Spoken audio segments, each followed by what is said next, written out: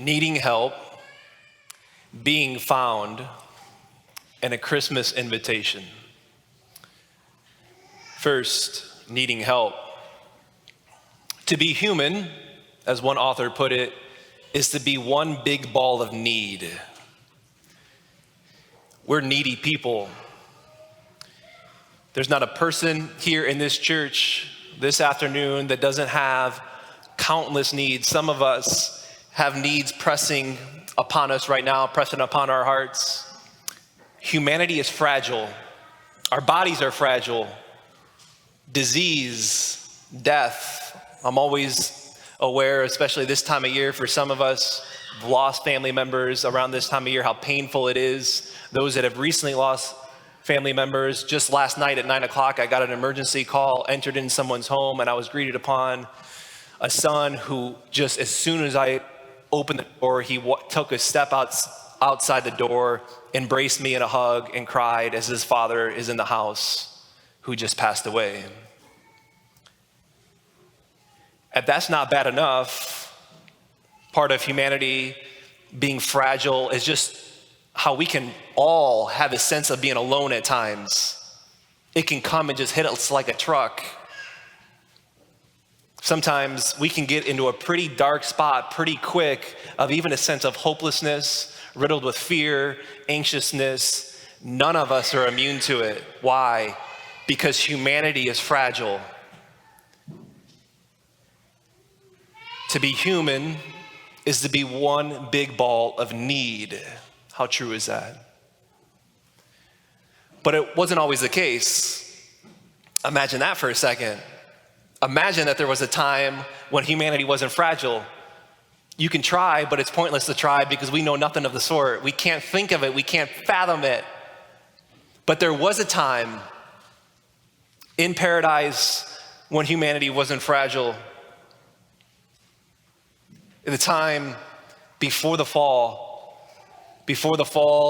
when our first parents, Adam and Eve, who were created by God out of a spot of complete love to be loved and to love, when they said to God, no thank you.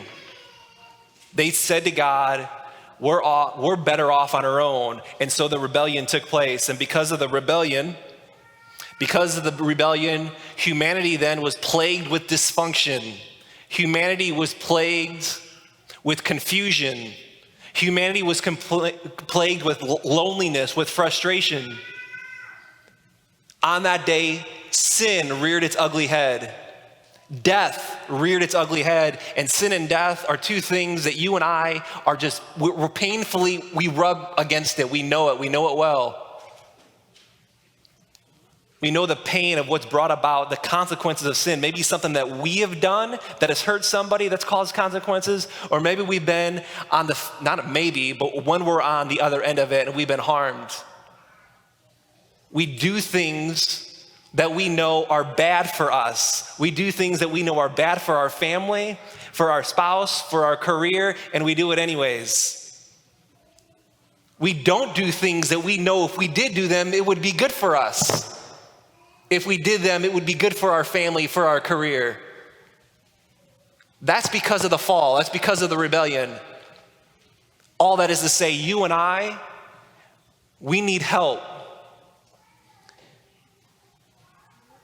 Paul, we looked at this as a parish a couple of weeks ago, as Paul puts it this way in Romans chapter 3, verse 9. He says, because of the fall, we are now under the power of sin. And later on, a couple chapters later, Paul says, the wages of sin is death.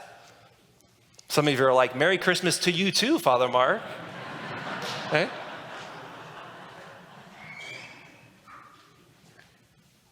But we need help. And it points to the fact, and I think it's important to feel that, to feel the fact that the humanity, to be human is to be one big ball of need. Feel it. I pray that we feel it right now. But it also points to the fact of being found. Every Christmas, the thing that is highlighted on Christmas, the thing that is highlighted is the fact that you and I have been found. that we've been sought after. Listen to our first reading, Isaiah chapter 62, verse 12 says, you shall be called, and he gives us a name. He says, you shall be called frequented. That's an interesting name. You shall be called frequented. That is to say, you shall be called sought out after. Someone who's found. That's why Christmas, that's why he came, that's why he was born in the manger, to find you and me. I'm always reminded makes me always think of a hide and seek game. Of course, there was a time when my nieces and nephews, every time I walked through the doors when I got home, my nieces and nephews would say, let's play hide and go seek, hide and go seek. They never got old with it, they never got tired with it. And usually the same scenario unfolded. We would hide in one of the rooms, in one of the closets, and we'd hide in the back corner of one of the closets, and where it's dark. And in order to be hidden even more, we would throw this big, thick, heavy blanket over us, and waiting for their dad, my brother, to come and find them. And underneath that blanket, my nieces and nephews, I'd always have my phone and I would shine my light to see their faces, and they had the biggest smiles on their face. They were just giddy, excited at the thought of their dad who's soon gonna find them. And as we're under the blanket, I turned my phone off and I would turn to them, be quiet. Daddy's coming, be quiet so he can't find us. And they get real quiet. They get their last little jiggles out of the way. And then I hear my brother walking down the hallway. And as soon as I hear him enter the room about to find us, I say, shh. And they get quiet. And then all of a sudden, every time they scream out, poop, poop, poop. Our cover's blown. My brother knows where we're at. He opens the closet, sees a herd of people underneath the blanket, rips the blanket off, and when he rips the blanket off, here's my nieces and nephew looking up, screaming at the top of their lungs, laughing uncontrollably. And they would say, let's play again. I'd say, okay, in order for your dad not to find us, let's find another place. And they say, no, let's hide in the same spot. It was then that I realized that they just wanted to be found. They wanted to be found by their dad. They needed to be found. They longed for their dad to find them, to rip the blanket off so that they could just look up at him and laugh uncontrollably with excitement, the fact that they've been found. Deep down, every one of us needs to be found. We want to be found, because we need help. We long to be frequented, as Isaiah says. We long to be sought out after. Not just anyone, but someone who can do something about the fall that happened, the thing that plagues us, and that's dysfunction, that's confusion, that's isolation, that's loneliness. We long to be sought out after him. As Paul goes on later in chapter 5, verse 6, says it this way: while we were yet still helpless, at the appropriate time, he came to find us.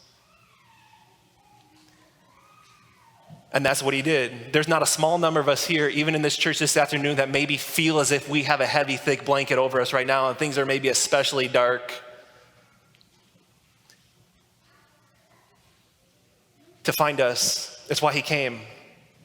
That's why we're here. That's what the incarnation is the God who made everything out of nothing took on flesh, as Paul says, so as to rescue us, to find us, and to bring us back.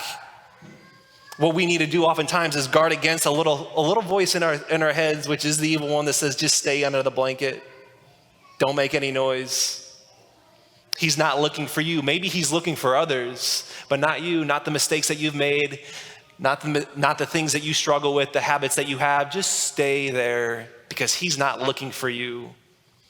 I promise you on this day right now, this Christmas, he's looking.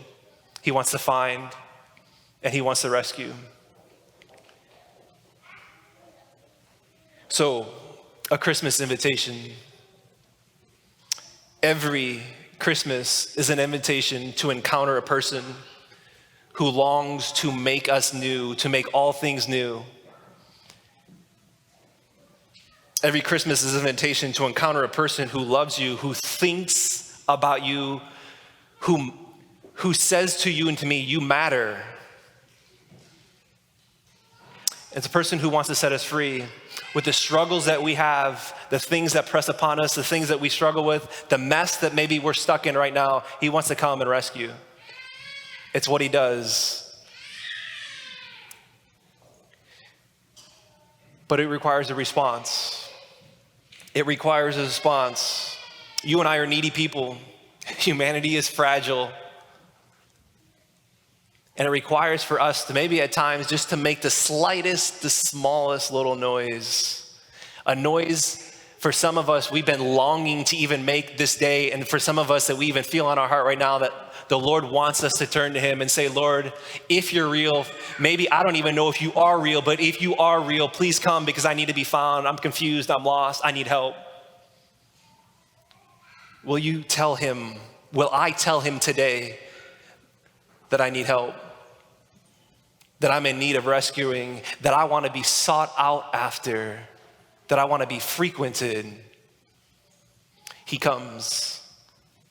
We just need to make the slightest cry for help. But it's why he came, and it's why he was born in a manger.